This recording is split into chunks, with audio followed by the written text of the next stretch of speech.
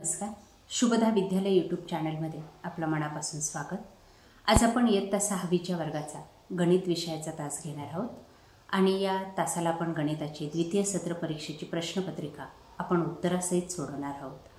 ही प्रश्नपत्रिका एकूण 40 गुणांची आहे आणि ही सोडवण्यासाठी आपल्याला 2 तासाचा वेळ हा दिला जाणार आहे. त्यासाठी विचारलेला पहिला प्रश्न, रिकाम्या जागा भरा. 1 संख्या व 3 यांची बेरीज x अधिक 3 येते. 2 भागाकाराने केलेल्या तुलनेस गुणोत्तर असे म्हणतात. 3 नफा बरोबर विक्रीची किंमत वजा खरेदीची किंमत. 4 बँक ही पैशांचे व्यवहार करणारी सरकारमान्य वित्तीय संस्था आहे. 5 त्रिकोणाच्या तिन्ही कोणांच्या मापांची बेरीज 180 अंश असते. या पद्धतीने 5 गाळल्या जागा पूर्ण करायच्या. त्यानंतर ब भाग बघा, जोड्या लावा 5 गुणांसाठी. 1 90 अंशपेक्षा लहान कोण क लघुकोन. 90 अंशाचा कोण ड काटकोन. 90 पेक्षा मोठा कोण ई विशाल कोण. सरळ कोण अ 180 अंशाचा आणि शून्य कोण 0 अंशाचा. या पद्धतीने जोड्या लावल्यास आपल्याला 5 गुण मिळतील. त्यानंतर ब भाग चुकीबरोबर ते लिहा 5 गुणांसाठी. 1 खरेदीपेक्षा विक्रीची किंमत जास्त असेल तर नफा झाला असे म्हणतात. बरोबर.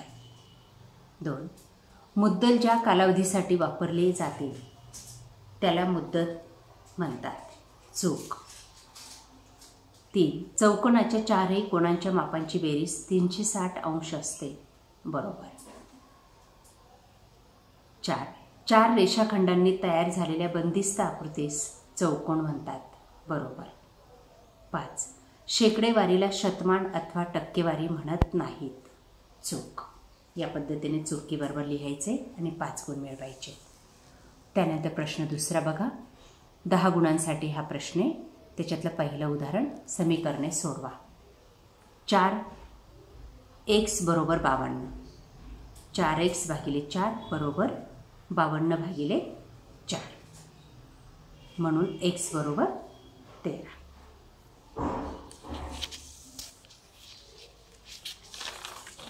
पुढचं उदाहरण, पहिल्या राशीचे दुसऱ्या राशीशी असलेले गुणोत्तर काढा. 25 मणी आणि 40 मणी. 25 भागिले 40 5 गुणिले 5 5 गुणिले 8 बरोबर 5/8 म्हणून त्याचे रास येते 5/8. पुढचं उदाहरण, एका परीक्षेत शबानाला 800 पैकी 736 गुण मिळाले तर त्याला किती टक्के गुण मिळाले? 736 भागिले 800 गुणिले 100 करायचं आहे. उत्तर येतं 92%. म्हणून शबानाला त्या परीक्षेमध्ये 92% गुण मिळाले. पुढचा प्रश्न, 3 सेमी 4 सेमी 5 सेमी या त्रिकोणाच्या बाजूंच्या लांबी दिल्या आहेत. त्यावरून त्रिकोणाचा प्रकार लिहा. तिन्ही बाजूंच्या लांबी भिन्न भिन्न आहे म्हणून हा विषमभुज त्रिकोण आहे. त्यानंतर 5वं, रेषा AB काढा आणि कंपासच्या मदतीने B बिंदूतून रेषा ABला लंब काढा. या पद्धतीने पेन्सिलीने तुम्ही कंपासच्या साहाय्याने आकृती काढायची. त्यानंतर तिसरा प्रश्न सोडवा, जोड्या लावा. समीकरणे, x अधिक 9 बरोबर 1, त्याचं उत्तर येतं C वजा 10. 2 P अधिक 2 बरोबर 5, B 3 उत्तर येतं.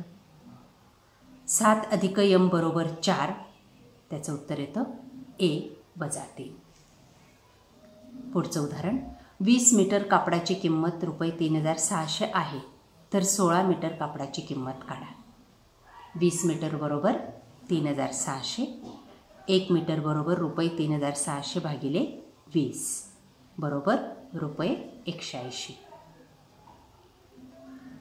म्हणून 16 मीटर बरोबर रुपये 180 गुणिले 16 म्हणून 2880 रुपये 16 मीटर कापडाची किंमत येते. पुढचं उदाहरण, दुकानदाराने एक सायकल 3000 रुपयांना खरेदी केली व 30 सायकल 3400 रुपयास विकली तर त्याला किती नफा झाला? सायकलची खरेदी 3000 आणि विक्री 3400, म्हणून 3400 वजा 3000, त्याला 400 रुपयाचा नफा झाला. पुढचं उदाहरण 9 गुणांसाठी.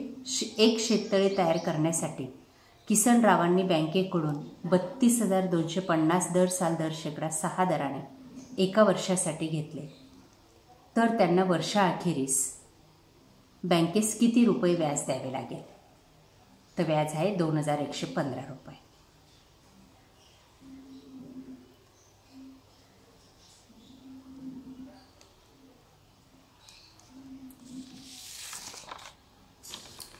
त्यानंतर दुसरं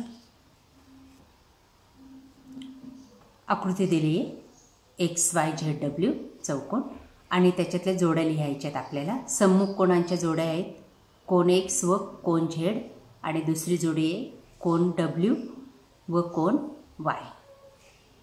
सम्मुख बाजूंच्या जोड्या आहेत बाजू XY व बाजू WX व बाजू YZ आणि WZ.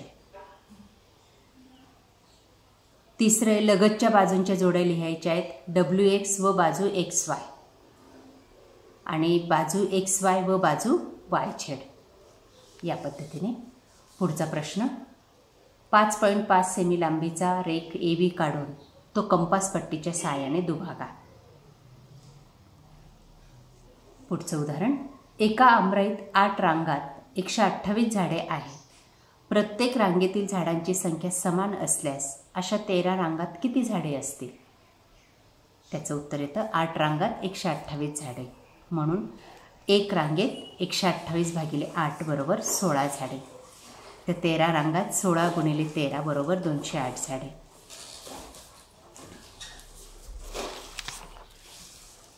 अशा प्रकारे विद्यार्थी मित्रांनो आज आपण इयत्ता 6वीची गणित विषयाची प्रश्नपत्रिका उत्तरासहित सोडवलेली.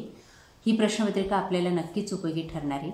यासारखे नवनवीन व्हिडिओ पाहण्यासाठी आपल्या चॅनलला सबस्क्राईब करून बेल आयकॉनवर क्लिक करा. थँक्यू.